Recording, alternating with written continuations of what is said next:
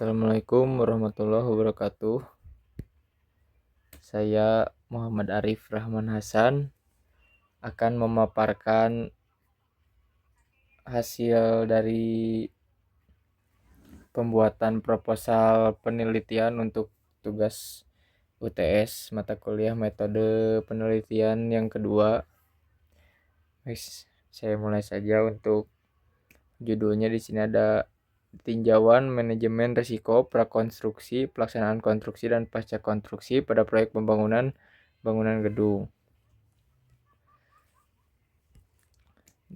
Selanjutnya ada untuk agenda presentasi ataupun daftar isi yang meliputi pendahuluan, lalu ada tinjauan pustaka, dan terakhir variabel penelitian dan definisi operasionalnya.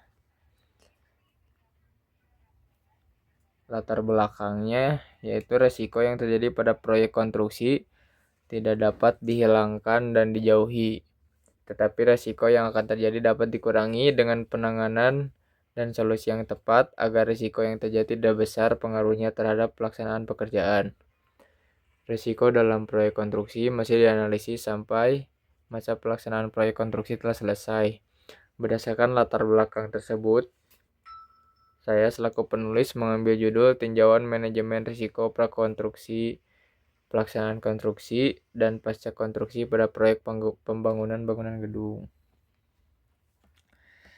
Identifikasi masalah yang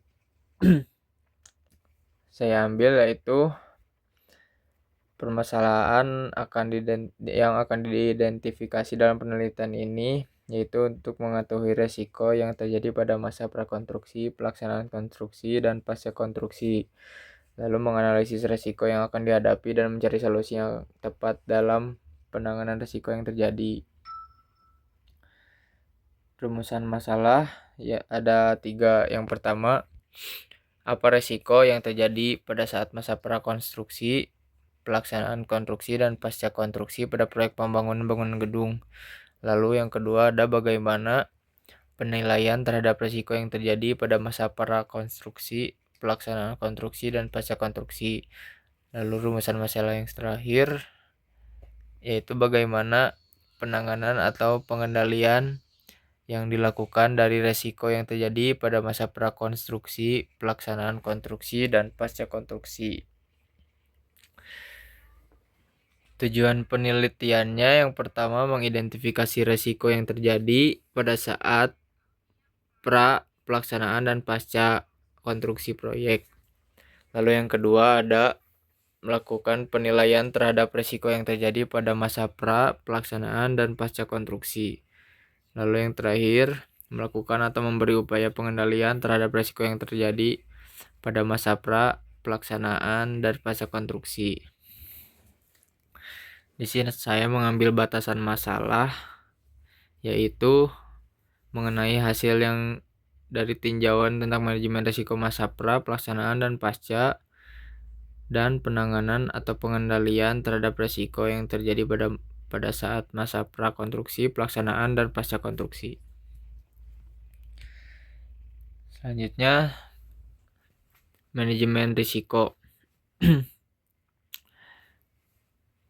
Menurut Darmawi tahun 2016, manajemen risiko adalah suatu kegiatan yang dilaksanakan untuk mengidentifikasi, menganalisis, dan mengendalikan risiko yang mungkin terjadi dalam suatu aktivitas atau kegiatan sehingga akan diperoleh efektivitas dan efisiensi yang lebih tinggi. Manajemen risiko merupakan sesuatu yang perlu diperhatikan dalam sebuah proyek konstruksi karena dapat meningkatkan efektivitas dan efisiensi selama pekerjaan konstruksi berlangsung dan dapat berpengaruh terhadap segi biaya, waktu, kualitas pekerjaan, teknis pekerjaan, dan evaluasi pada proyek. Lalu di sini ada progres manajemen risiko. Menurut Ari Sandiafitri dan Niko Saputra tahun 2013. Dalam manajemen risiko memiliki beberapa hal yang mendasari seperti ditunjukkan pada gambar berikut. Untuk manajemen risiko pertama perlu dilakukan identifikasi risiko. Lalu yang kedua, dilakukan analisis resiko atau penilaian terhadap resiko. Ketiga, mengontrol resiko yang terjadi dan meminimalisir resiko. Setelah hal tersebut dilakukan, maka akan dilanjutkan dengan pengelolaan resiko yang meliputi pengurangan, pengalihan, mengalokasikan, dan pengaturan terhadap resiko. Manajemen adalah proses yang dilakukan untuk sebuah perencanaan, pengkoordinasian, dan pengontrolan terhadap sumber daya yang dilakukan oleh sebuah organisasi yang memiliki tujuan untuk tercapainya target dengan efektif dan efisien sesuai dengan yang direncanakan. Selanjutnya ada fungsi manajemen. Fungsi manajemen terbagi menjadi 5. Yang pertama ada planning atau perencanaan. Planning atau perencanaan adalah suatu kegiatan yang dijadikan dasar untuk proses dalam menentukan pemilihan atau penetapan yang akan dijadikan tujuan dalam sebuah kegiatan. Yang kedua ada organizing atau perorganisasian, yaitu suatu pembagian pekerjaan besar yang dijadikan pekerjaan-pekerjaan kecil yang memiliki tujuan untuk mempermudah dilakukannya pengawasan oleh manajer agar lebih terkontrol. Yang ketiga ada directing dan controlling.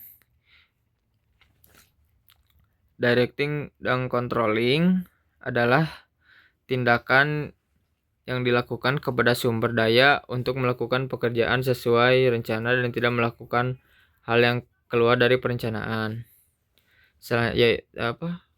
Selanjutnya controlling. Controlling adalah penilaian secara keseluruhan terhadap pekerjaan yang dilakukan selama berjalannya kegiatan sudah sesuai dengan tujuan yang direncanakan. Selanjutnya ada resiko. Menurut Duffield dan Trigunarsyah tahun 1999, resiko adalah ancaman terhadap kehidupan, properti, atau keuntungan finansial akibat bahaya yang terjadi. Resiko adalah suatu variasi dari hasil-hasil yang dapat terjadi selama periode tertentu pada kondisi tertentu. Menurut Halpin, D.W. dan Woodhead, R.W. tahun 1998.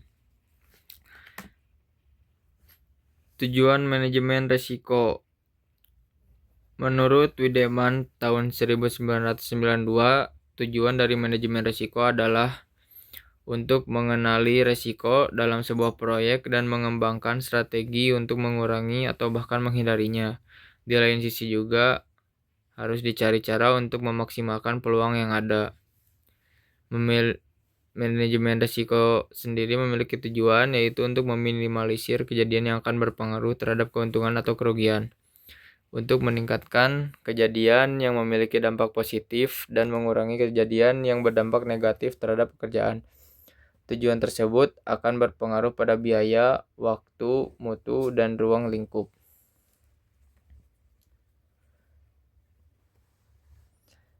Selanjutnya ada manfaat manajemen risiko. Manfaat yang diperoleh dengan menerapkan manajemen risiko antara lain berguna untuk mengambil keputusan dalam menangani masalah yang rumit. Yang pertama ada memudahkan estimasi biaya, lalu memberikan pendapat dan intuisi dalam pembuatan keputusan yang dihasilkan dalam cara yang benar. Yang ketiga ada memungkinkan bagi para pembuat keputusan untuk menghadapi risiko dan ketidakpastian dalam keadaan yang nyata. Selanjutnya, menyediakan pedoman untuk membantu perumusan masalah. Yang kelima, memungkinkan bagi para pembuat keputusan untuk memutuskan berapa banyak informasi yang dibutuhkan dalam menyelesaikan masalah. Lalu yang terakhir, meningkatkan pendekatan sistematis dan logika untuk membuat keputusan. Selanjutnya ada manajemen risiko prakonstruksi. Manajemen risiko prakonstruksi adalah suatu kegiatan untuk mengidentifikasi, menganalisis, dan mengendalikan risiko-risiko yang akan terjadi pada tahap pekerjaan awal sebuah proyek konstruksi sebelum dilakukannya kegiatan pembangunan proyek.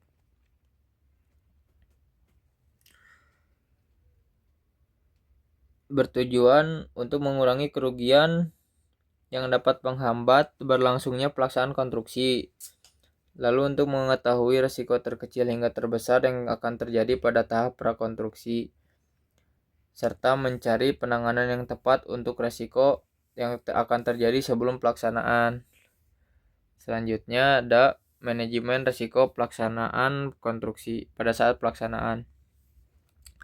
Manajemen risiko pada masa pelaksanaan konstruksi adalah kegiatan yang dilakukan untuk mengidentifikasi, menganalisis, dan mengendalikan risiko-risiko yang akan terjadi pada masa pelaksanaan.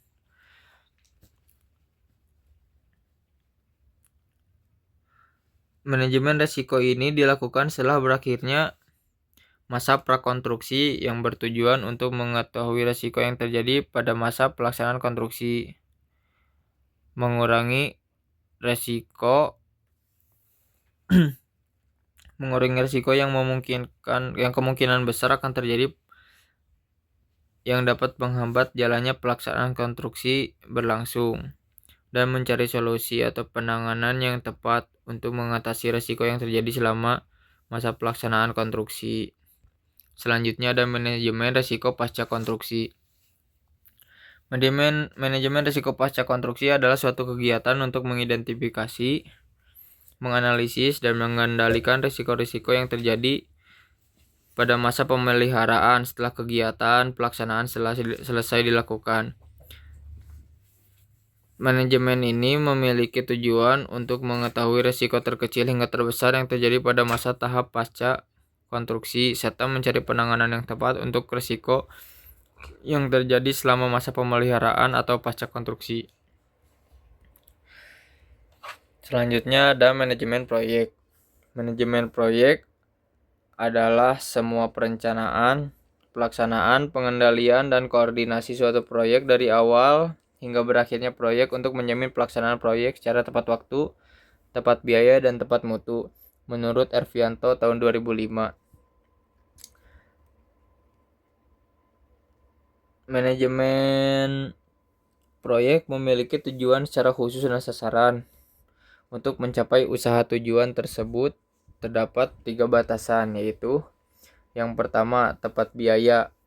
Kegiatan proyek harus dilakukan sesuai dengan biaya yang telah ditetapkan pada awal perencanaan, yaitu mencakup pekerjaan masa prakonstruksi hingga masa pasca konstruksi.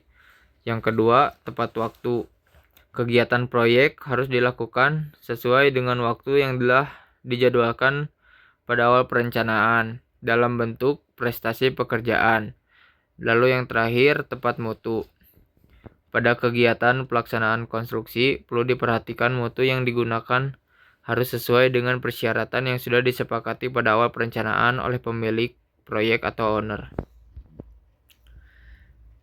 Selanjutnya adalah penelitian terdahulu. Penelitian terdahulu ini digunakan untuk sebagai bahan pembelajaran dari beberapa penelitian terdahulu, yang topik pembahasan dari penelitian memiliki keserupaan dengan topik yang akan dibahas.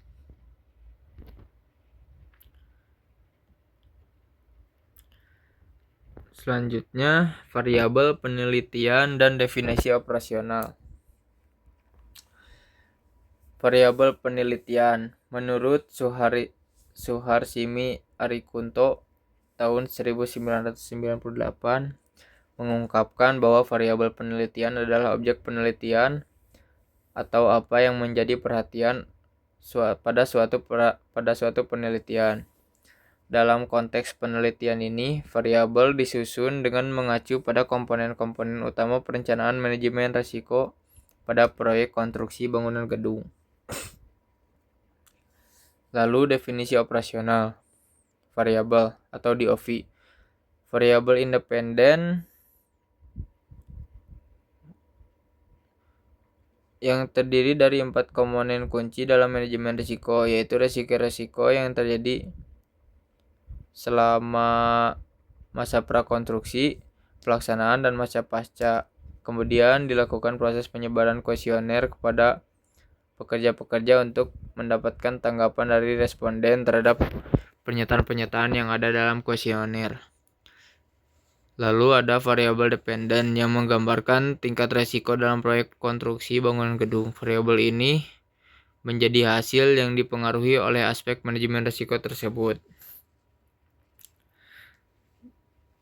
Sebelumnya, definisi operasional variabel adalah bentuk konkret dari setiap variabel yang diterjemahkan ke dalam indikator-indikator yang dapat diamati, diukur, dan dianalisis secara empiris. Segitu saja pemaparan dari saya. Mohon maaf bila ada kesalahan kata dan kesalahan pemaparan. Terima kasih. Wassalamualaikum warahmatullahi wabarakatuh.